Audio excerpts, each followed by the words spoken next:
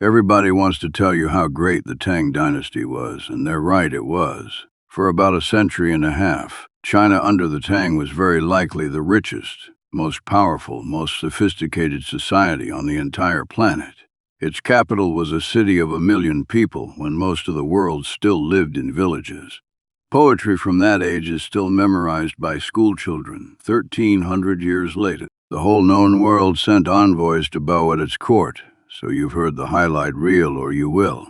Biggest empire, grandest capital, greatest poets, golden everything.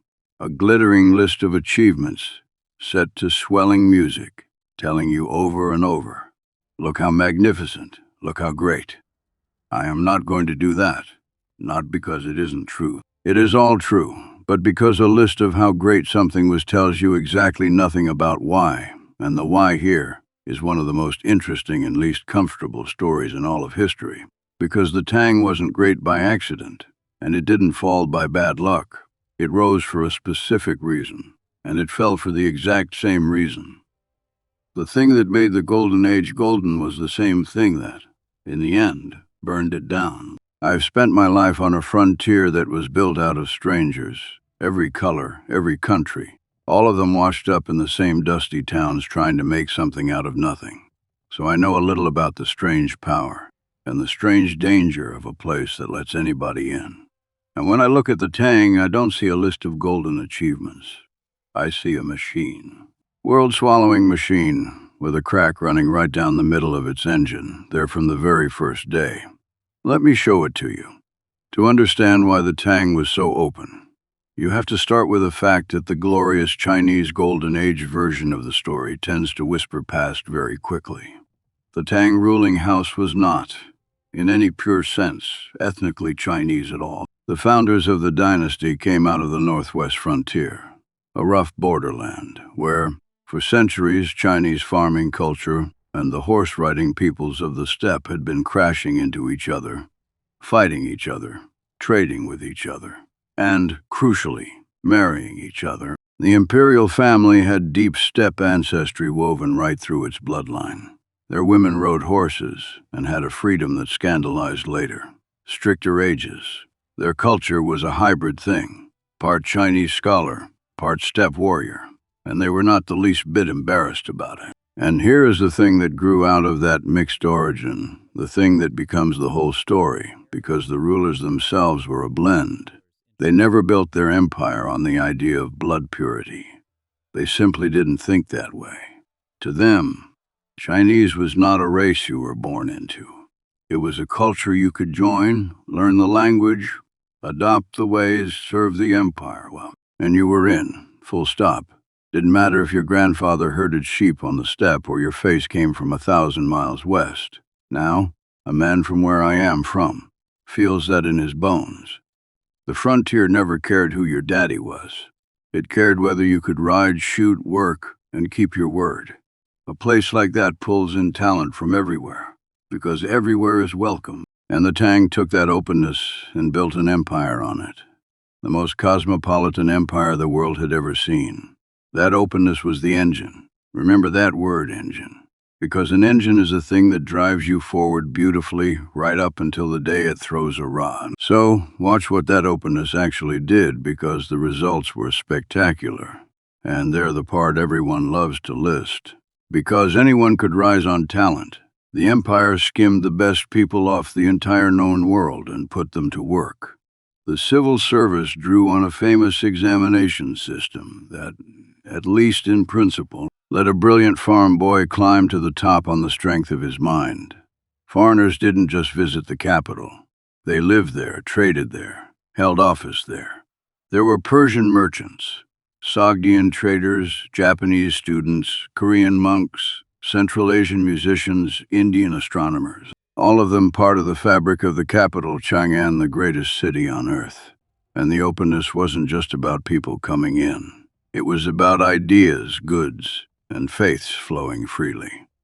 The Silk Road ran at full throttle, pumping wealth and silk and silver and strange, wonderful things across the whole of Eurasia. Foreign religions, Buddhism above all, but also others from far to the west, were tolerated, practiced, woven into the culture. The poetry everyone praises is soaked in this, full of frontier imagery, foreign wine, exotic beauties, the whole wide humming world pouring into one civilization that was confident enough to take all of it in and make it Chinese. That is the Golden Age. And here is what I want you to see clearly.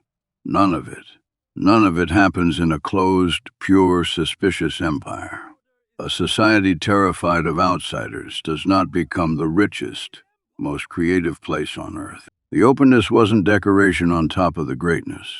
The openness was the greatness. Same engine. Which brings us to the most important open door of all. The one nobody worried about because for 100 years it only ever brought good things. The army. Here is where the beautiful logic of openness walks straight into a trap. And the cruel thing is that every single step into that trap was reasonable. The Tang Empire was enormous, and its most dangerous borders were far away, out on the steppe frontiers, against exactly the kind of horse peoples the dynasty itself had partly come from. Defending those borders took huge, permanent, professional armies, stationed far from the capital under commanders who needed real authority to act fast against fast-moving enemies. Now, who makes the best commander for a war against steppe cavalry? Following the openness principle, talent over blood, the right man for the job. The answer was often a general who was himself of foreign, frontier, steppe origin. A man who understood those enemies because he came from that world.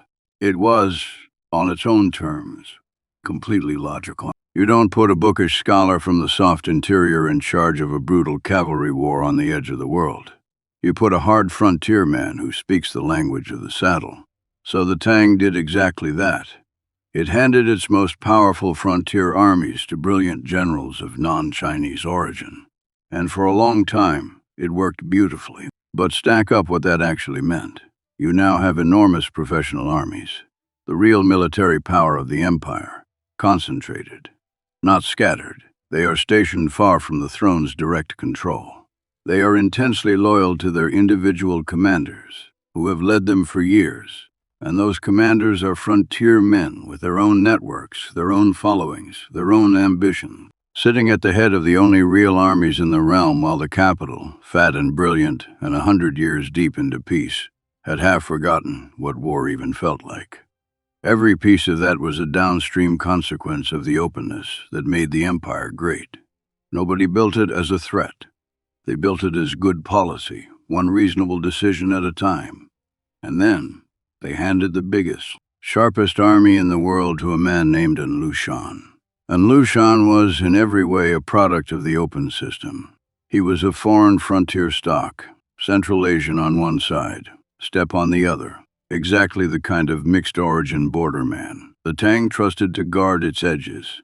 He was charming, capable, and enormous, and he played the court at the capital brilliantly, making himself a favorite of the aging emperor and his court, and over years, through that trust he was given command of not one but several of the empire's northern frontier armies at once, concentrating in one man's hands, a fraction of the realm's total military power so large, it should have terrified somebody. It didn't. The system that handed it to him had no instinct for fear, because for 100 years openness had only ever paid off. And then, in the winter, he turned that army around and marched it on the empire. What followed was one of the most catastrophic events in the entire history of the world. And I do not say that for effect. The rebellion and the wars and famines and chaos that spiraled out of it over the next 8 years killed an almost unimaginable number of people. By some census 17 figures, which are debated and surely imperfect, but stagger the mind regardless. The registered population of the empire dropped by something like 2/3 in the aftermath. Whatever the true number, it was a wound from which a civilization does not fully recover. The capital fell. The emperor fled. The golden age didn't fade. It was cut down in its prime, in a matter of months, by its own most trusted general.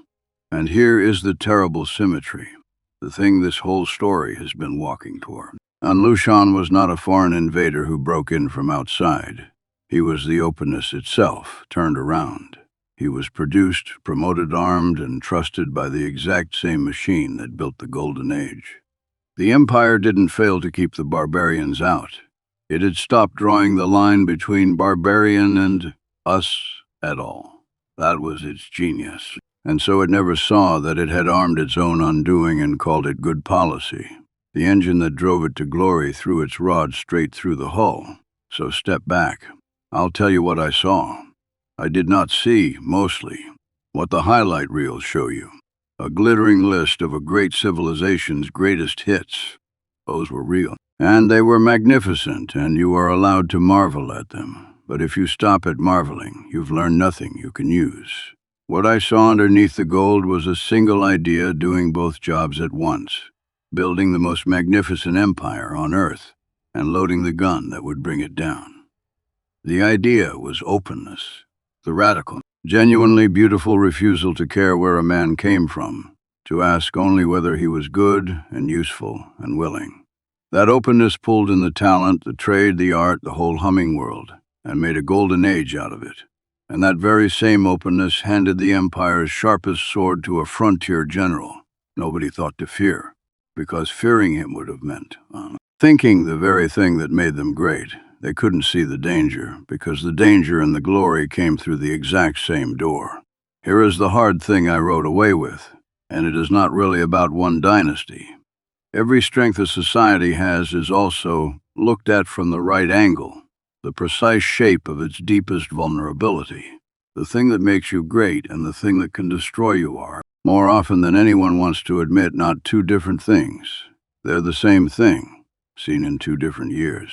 An open society is rich, creative, unstoppable, and exposed in exactly the way a closed and fearful one is not. There is no version where you get the golden age without also getting the open door. You don't get one without the other. They are the same door. The Tang lived on for another century and a half after An Lushan, but limping, smaller in spirit, more suspicious, never again the fearless open thing it had been. It had learned to be afraid, and a frontier that has learned to be afraid is just a fence with the gate shut. Safer, maybe. But the Golden Age was always on the other side of that gate, back when it stood open. Ride with me.